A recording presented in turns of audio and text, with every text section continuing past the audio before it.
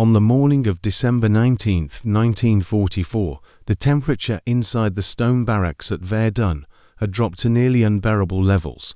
A modest stove tucked into one corner struggled to provide any meaningful warmth to the building that served as Lieutenant General Omar Bradley's 12th Army Group headquarters. 16 military officers occupied wooden folding chairs throughout the room, their exhaled breath creating visible clouds in the frigid air. Each man wore his coat buttoned completely against the cold, while cigarettes and cigars filled the space with thick smoke. Dominating one wall hung an enormous map displaying the unfolding catastrophe approximately 70 miles northward. Just 3 days prior, a massive force of 250,000 German soldiers had launched a devastating assault through American defensive lines positioned in the Ardennes forest. 29 German divisions, supported by roughly 1,000 tanks, were pushing westward toward the Meuse River in what represented Adolf Hitler's final desperate attempt to divide the Allied armies and seize the strategically vital port of Antwerp. The German advance had already driven 20 miles deep into Belgian territory. American military units, some composed of inexperienced troops and others depleted from previous engagements, were being forced into retreat under the relentless German assault.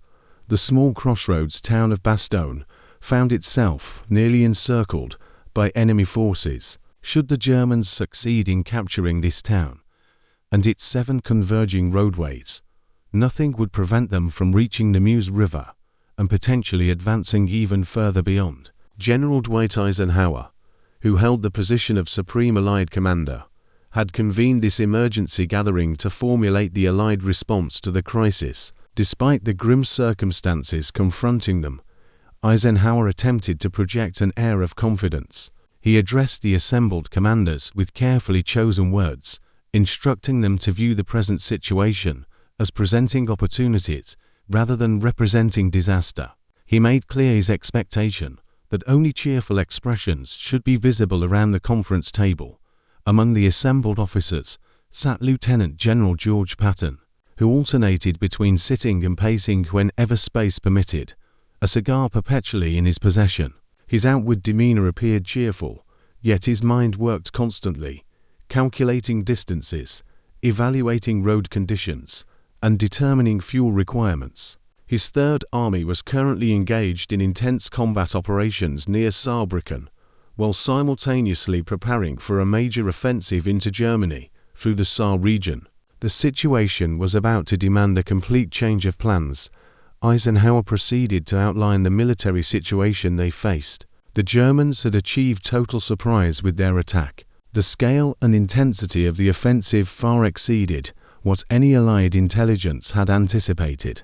American forces were successfully holding defensive positions on both the northern and southern flanks of what had become known as the Bulge, but the central sector was collapsing under German pressure. Bastogne absolutely had to be relieved. The German advance had to be stopped completely and then driven backward. The operational plan would necessitate Patton disengaging his forces from their current combat positions, executing a 90-degree pivot toward the north, moving his army more than 100 miles through severe winter weather conditions on roads inadequate for the task, and then attacking into the southern flank of the German penetration.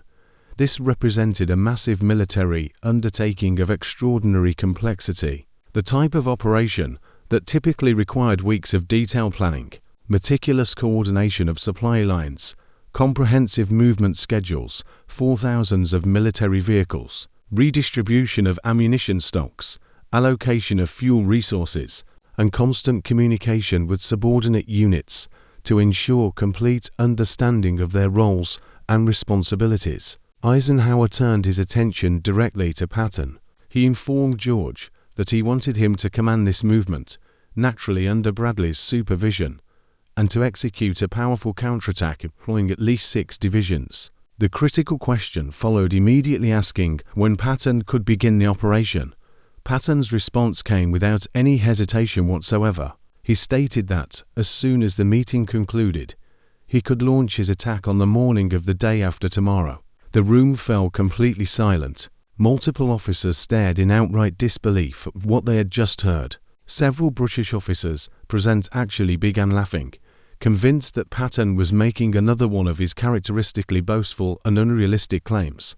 The idea of moving an entire army 90 degrees, relocating its headquarters facilities, coordinating 3 corps along with their supporting artillery units, engineering battalions, supply organizations, and medical facilities during the middle of winter, and then launching an offensive within 48 hours seemed not merely difficult, but absolutely impossible. Bradley, who served as Patton's direct superior and counted among his most severe critics, was not laughing. He possessed knowledge that the other officers lacked. Patton had arrived at this meeting already prepared for exactly this scenario. The skepticism that filled that freezing conference room in Verdun reflected more than simple doubt about Patton's personal abilities. It revealed fundamental differences in how British and American commanders approached the conduct of warfare in 1944, differences that were deeply rooted in their respective national experiences and the distinct types of armies they had constructed.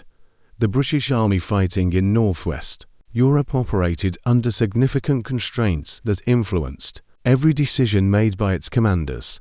The horrific slaughter of the First World War remained permanently burned into British national consciousness. 700,000 British soldiers had perished in that conflict, representing an entire generation to the muddy trenches of France and Belgium. British society would never again tolerate such casual expenditure of human lives. The military doctrine that emerged from this national trauma was absolutely explicit in its priorities. Casualty avoidance must guide all military operations undertaken. Field Marshal Bernard Montgomery embodied this particular approach to warfare. He had fought personally in the Great War, suffered severe wounds, and witnessed countless men die in futile attacks that achieved nothing. As commander of the 21st Army Group, Montgomery developed an operational doctrine constructed around achieving firepower dominance, conducting careful planning, and ensuring overwhelming preparation before committing to any offensive action. His chief intelligence officer famously articulated the philosophy by saying to let metal do the work other than flesh, advising commanders to waste all the ammunition they desired, but never to waste lives. This philosophical approach produced a methodical style of warfare. Montgomery's operations were set-piece battles, carefully orchestrated with massed artillery concentrations, close air support, and detailed coordination between all military branches. Nothing was left to chance or improvisation. Planning was exhaustive in its detail. Logistics were calculated with meticulous precision. Alternative contingency plans were developed for every conceivable scenario. Only when overwhelming force had been assembled and every detail confirmed would Montgomery commit his troops to battle. The British approach possessed definite strengths. Their planning was superb in quality.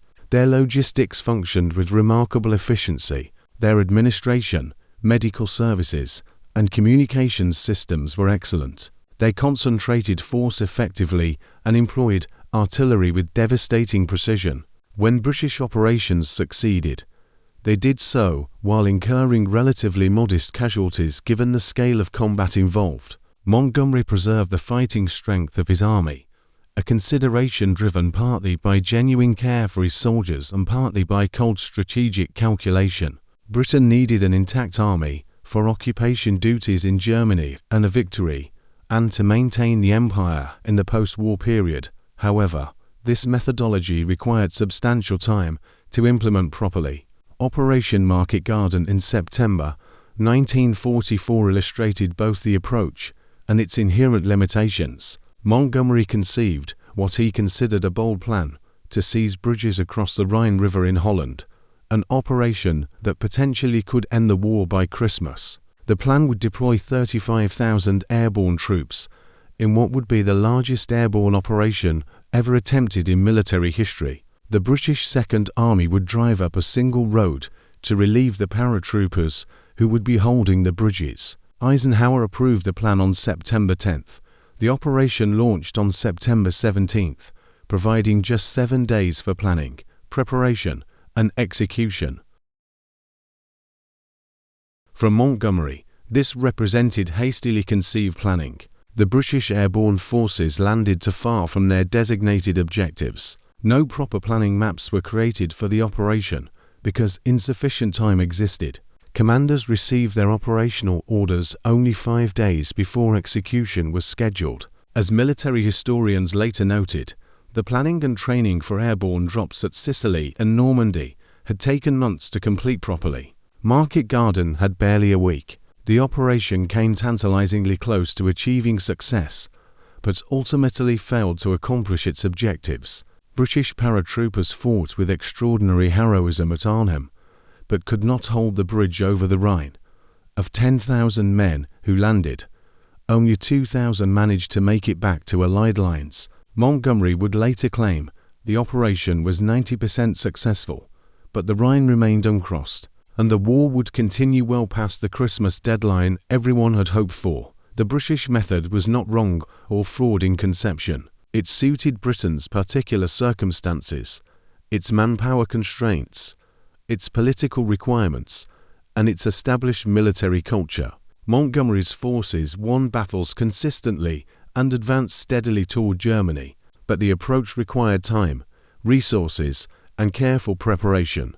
When circumstances demanded rapid response, when speed mattered more than perfect coordination, when opportunity appeared suddenly and would disappear if not seized immediately, the British system struggled to adapt effectively. In contrast, the American army that Patton commanded had developed an entirely different philosophy, one built not around preservation of force, but around aggressive action and maximum speed. George Patton had been actively thinking about the possibility of a German offensive in the Ardennes since early November 1944, while other commanders dismissed such a possibility as unlikely. Patton carefully watched as intelligence reports accumulated. Radio intercepts suggested that German units were repositioning into positions opposite First Army's the 8th Corps sector. The sector had remained quiet for several weeks following a failed American attack at Bahurgam Forest. That very quietness troubled Patton deeply. On November 25th, he recorded in his personal diary that First Army was making a terrible mistake by leaving the 8th Corps in a static defensive position. He considered it highly probable that the Germans were building up strength east of those positions. His intelligence officer, Colonel Oscar Koch, shared these serious concerns.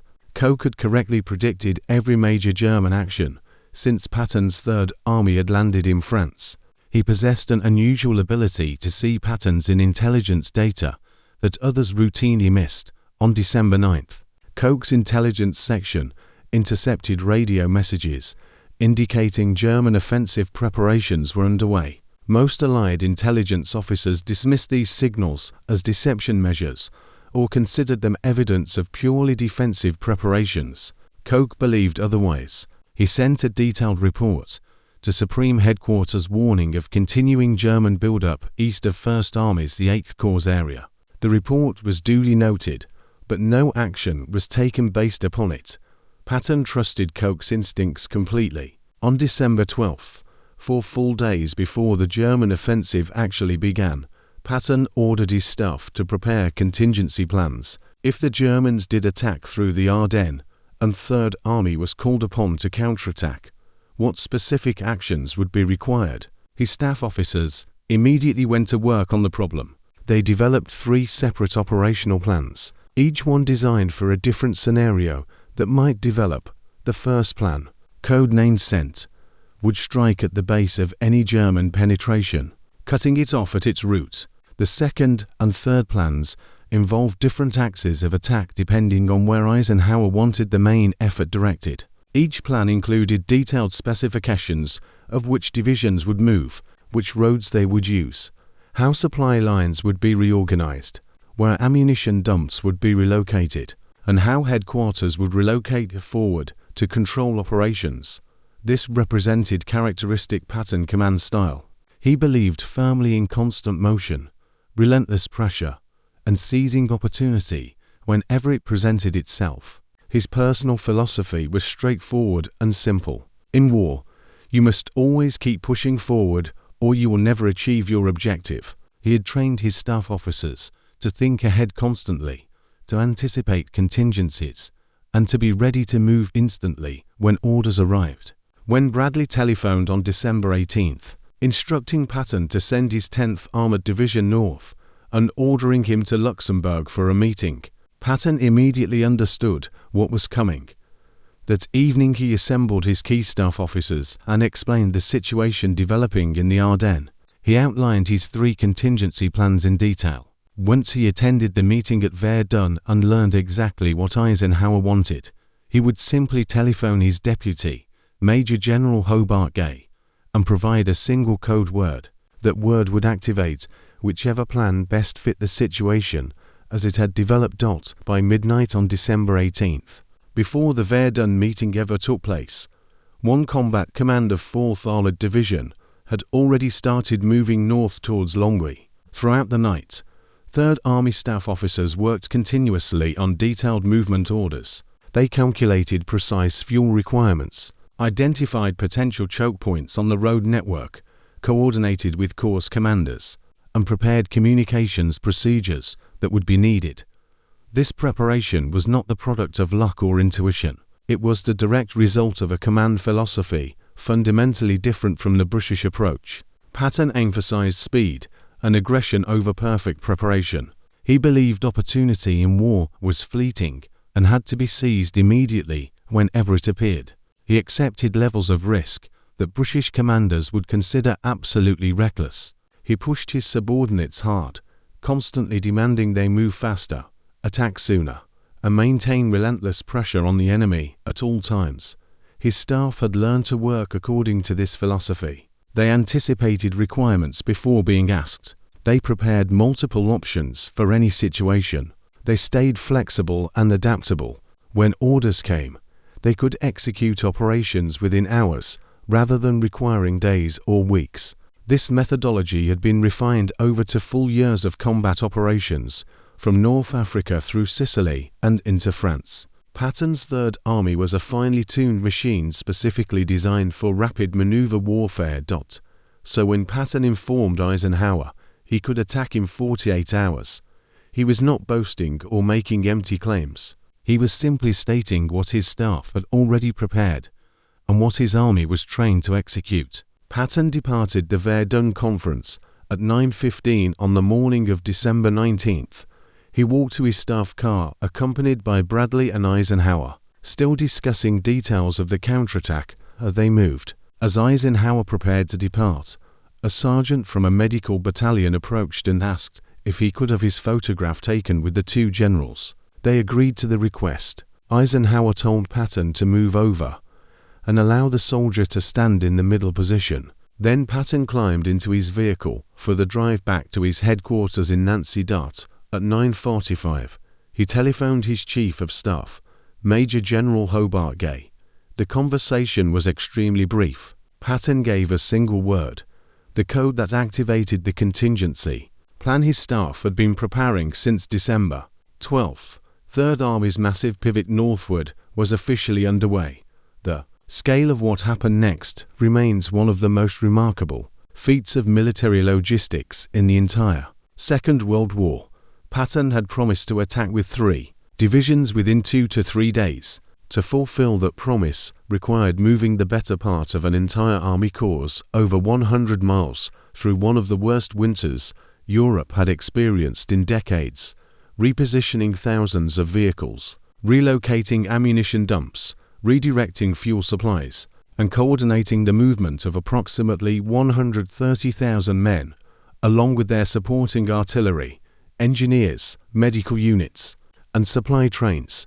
The divisions designated for the initial assault were Major General Hugh Gaffey's 4th Armored Division, Major General Willard Paul's 26th Infantry Division, and Major General Horace McBride's 80th Infantry Division. All 3 divisions belonged to Major General John Milliken's 3rd Corps. These units were currently engaged in active combat operations, facing east towards Germany. They would have to disengage from their present positions, move west to assembly areas, then turn north toward Luxembourg, and finally attack northeast into the German flank. The road network was completely inadequate for the task they faced. The main routes north consisted of two-lane roads, many of them damaged by earlier fighting. Small towns and villages created bottlenecks where columns had to slow considerably or stop completely. The weather conditions were brutal. Heavy snow had fallen on December 17th and 18th. Temperatures dropped well below freezing. Roads became sheets of ice. Visibility was extremely poor. Fog settled into valleys and refused to lift 4 hours. 4th Armored Division began moving first. Combat Command started north toward Longwy on the night of December 18th, even before the Verdun conference took place. By December 20th, the entire division was in motion. Tanks, half-tracks, tank, destroyers, self-propelled artillery, supply trucks, fuel tankers, and ammunition carriers moved in long columns that stretched for miles along the narrow roads. Maintenance crews traveled with the divisions, ready to repair vehicles that broke down during the march. Recovery vehicles pulled disabled tanks and trucks off the roads to keep traffic moving forward. The 26th Infantry Division, stationed at Metz, began moving on December 19th. Infantry soldiers rode in trucks, 2.5-ton vehicles that could carry 20 men with their weapons and equipment. Artillery battalions moved their 105mm and 155mm guns by truck and prime mover. Each artillery battalion required dozens of vehicles just for the guns, ammunition, fire direction equipment, and communications gear they needed to function. The 80th Infantry Division, located at Saarbrücken, had the longest distance to travel of all the units involved. They started disengaging from German positions on December 19th, a delicate operation that required leaving enough forces in place to prevent the Germans from realizing the Americans were withdrawing. Regiment by regiment, the division pulled back, loaded onto trucks, and started the journey northward. Third Army's supply system had to transform overnight to support this massive movement. Fuel dumps that had been positioned to support an eastward offensive into the Saar now had to redirect their stocks northward. Ammunition that had been stored near the German border had to be moved or abandoned. New supply points had to be established along the routes to Luxembourg and into Belgium. The complexity of moving an army reveals itself in details that rarely appear in history books. 4th Armored Division alone consisted of approximately 11,000 men, 263 medium tanks, 35 light tanks, 54 tank destroyers, 72 self-propelled artillery pieces, and thousands of other vehicles including jeeps, trucks, half-tracks, and armored cars. Moving this force required detailed planning at every organizational level. Tank companies had to maintain proper intervals on the march to prevent massive traffic jams if one vehicle broke down. Each Sherman tank consumed approximately 1 gallon of gasoline per mile on roads, significantly more in difficult terrain. A division moving 100 miles needed tens of thousands of gallons of fuel, all of which had to be transported by tanker trucks that themselves consumed fuel. Fuel dumps along the route had to be notified of the volumes required and the precise timing of arrival. Ammunition presented similar logistical challenges. Each infantry division carried its basic load of ammunition, but sustained combat required continuous resupply. Small arms ammunition, mortar rounds, artillery shells, anti-tank projectiles, and grenades all had different weights, storage requirements, and consumption rates. Ammunition trucks had to be positioned along the route and at the destination to ensure units could fight immediately upon arrival. The weather made everything significantly harder. On December 20th, another snowstorm hit the region. Visibility dropped to near zero in many areas. Ice formed on roads faster than maintenance crews could spread sand or cinders. Vehicles slipped off roads into ditches. Tank tracks designed for cross-country mobility provided poor traction on ice-covered pavement. Drivers had to reduce speed to avoid collisions, which meant columns took longer to reach their destinations than planned. Communication was absolutely critical. Third Army headquarters displaced forward from Nancy to Luxembourg City on December 20th. Command posts had to be established, telephone lines run, radio networks activated.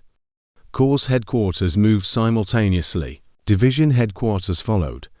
Each level of command needed to maintain contact with units above and below in the chain of command, while also coordinating with adjacent units. Military police directed traffic at critical intersections, ensuring columns took the correct routes and preventing different units from creating gridlock at bottlenecks. Engineers worked continuously to repair damaged bridges and reinforce those that might collapse under the weight of tanks. Medical units positioned themselves along the routes to treat soldiers injured in vehicle accidents or suffering from exposure to the cold. Despite all these obstacles and challenges, the movement proceeded with remarkable speed. By December 21st, elements of all three divisions were approaching their assembly areas in Luxembourg. Patton established his forward headquarters in the Pascartara Foundation building in Luxembourg City that same day. His headquarters staff had worked through to consecutive nights, preparing operations orders, coordinating with corps commanders, and solving the thousands of logistical problems that arose continuously. On December 22nd, 3rd Army attacked. The 80th Infantry Division struck toward the town of Ettelbruck. The 26th Infantry Division advanced toward Wiltz. 4th Armored Division drove towards Bastogne itself, still surrounded by German forces. The attack came exactly 3 days after the Verdun conference, precisely as Patton had promised it would. The contrast with traditional planning methodology was striking. A British-style operation of similar scale would have required weeks of careful preparation. Detailed plans would have been written and distributed to all units involved. Rehearsals would have been conducted. Supply dumps would have been carefully positioned. Artillery fire plans would have been calculated and coordinated. Air support would have been arranged in advance with detailed briefings. None of these things happened for Patton's counterattack. Units moved while still receiving their orders. Supply arrangements were improvised on the move. Artillery went into action from hasty positions. There were no rehearsals, no detailed fire plans, no carefully coordinated air-ground operations. The attack was not elegant or perfectly coordinated. It was almost chaotic, but it was aggressive and relentless. The movement itself demonstrated a fundamentally different approach to warfare.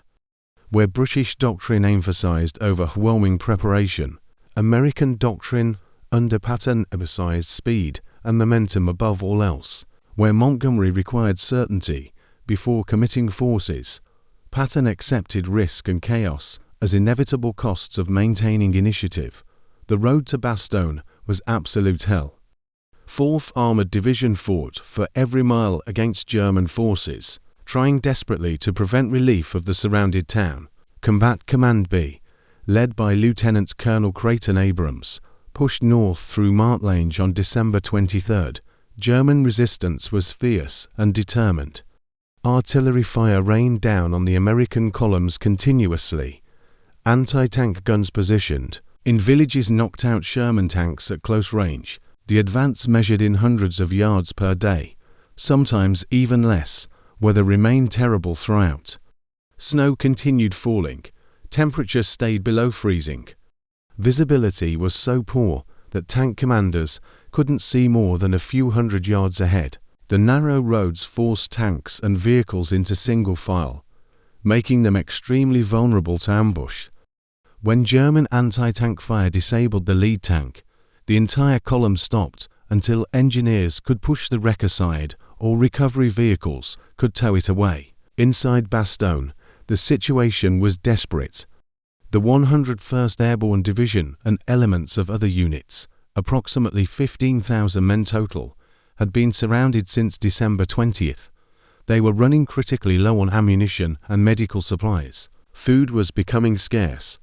The wounded filled cellars and basements that served as improvised aid stations.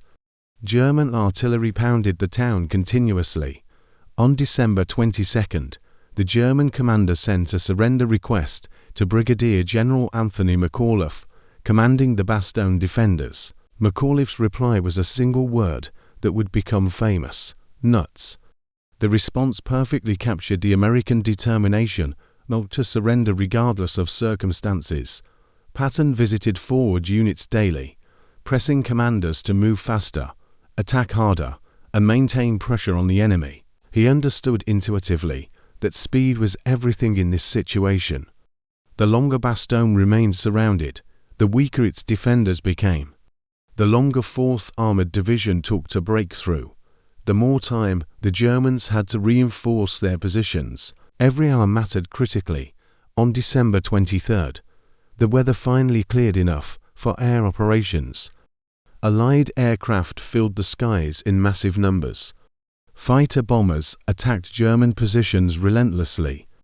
Transport planes dropped supplies to the Bastogne garrison. The air support helped considerably, but the ground advance remained slow and costly. German defenders fought with the desperation of men who knew they were losing the war but refused to surrender.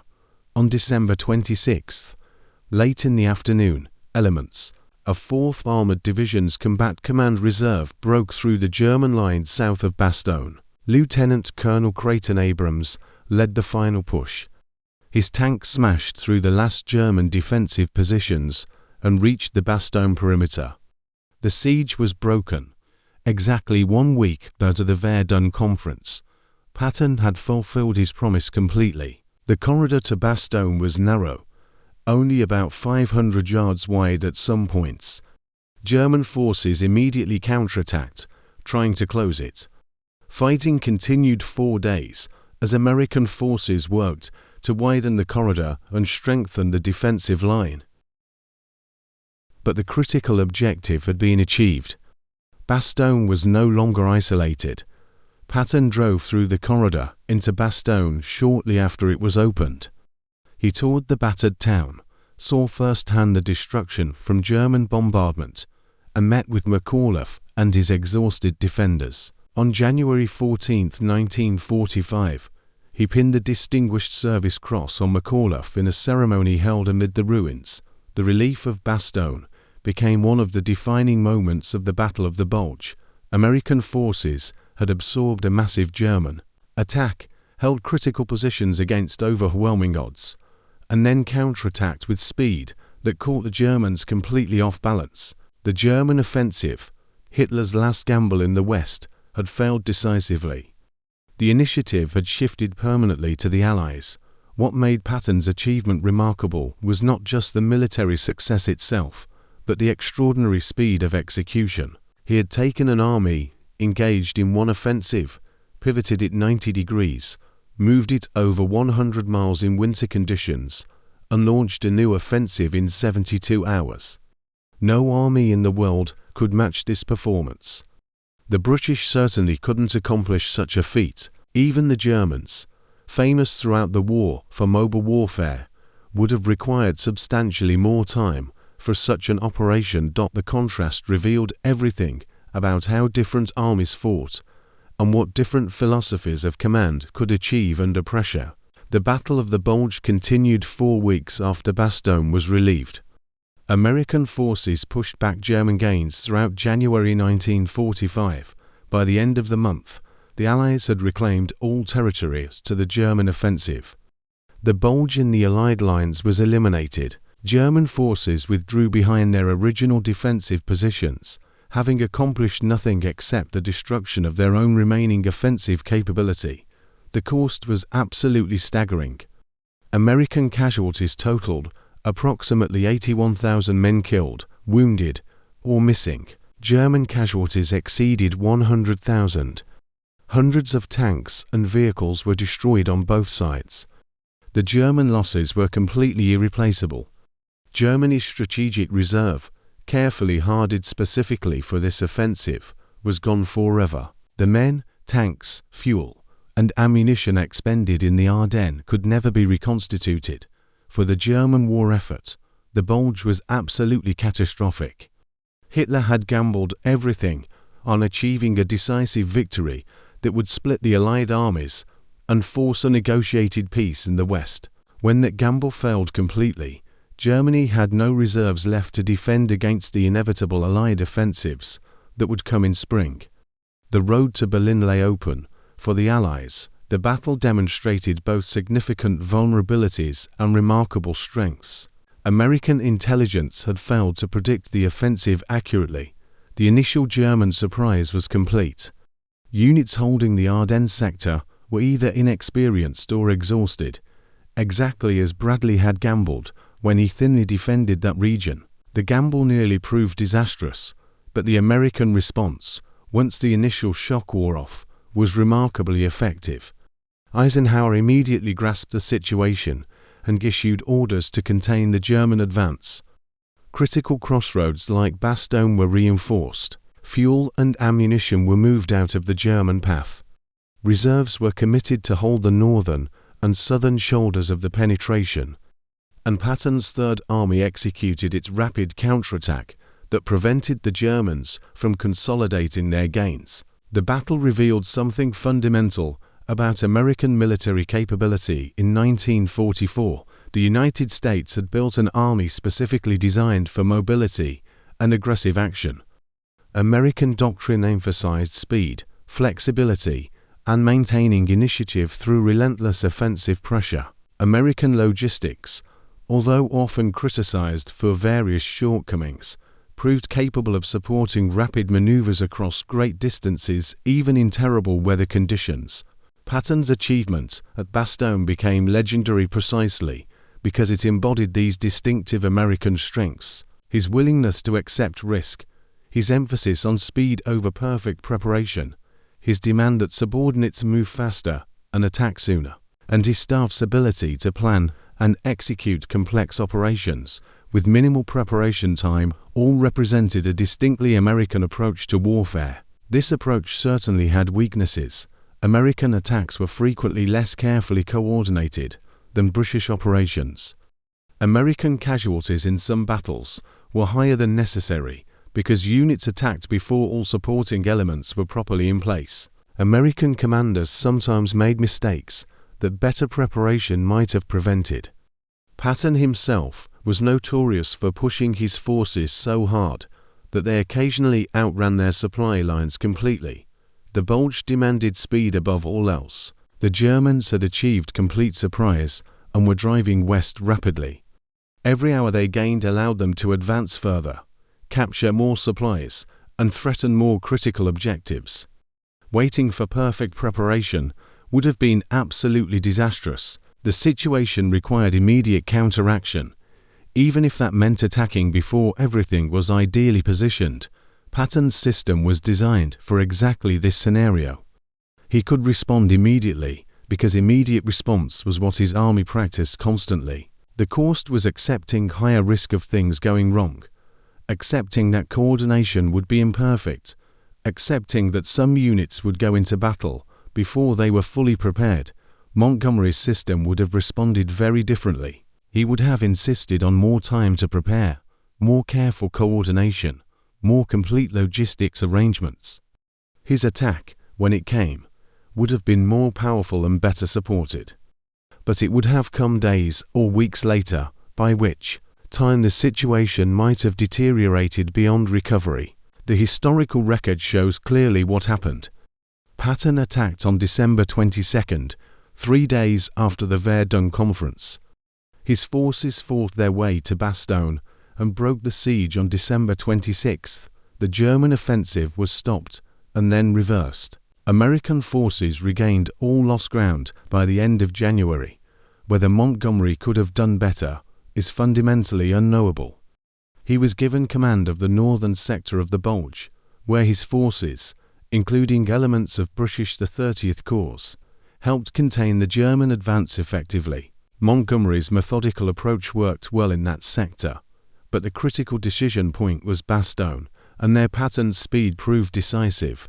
The battle demonstrated conclusively that different situations require different approaches. No single philosophy of command works optimally for all circumstances. Flexibility, the ability to recognize what a situation demands and respond appropriately, matters more than rigid adherence to any particular doctrine. In that freezing room in Verdun on December 19, 1944, when Patton stated he could attack in 48 hours, he was stating a truth that many present could not accept. The truth was uncomfortable because it challenged fundamental assumptions about how armies had to be commanded, how much time operations required, and what was possible under difficult conditions for British officers schooled in methodical planning, trained to prepare exhaustively before committing forces, and operating under a doctrine that emphasized certainty over speed. Patton's claims seemed absurd. They laughed because they were measuring his statements against their own capabilities and finding it impossible. They weren't wrong about what their army could accomplish. They were wrong about what Patton's army was capable of doing. This misunderstanding revealed the danger of assuming all armies operate the same way. Different training, different doctrine, different organizational culture, and different national circumstances create armies with fundamentally different capabilities. What is impossible for one force may be routine for another. Recognizing these differences matters critically for allies trying to coordinate operations and for planners trying to predict what enemies can achieve. The American soldiers who executed Patton's pivot north paid for speed with tremendous difficulty.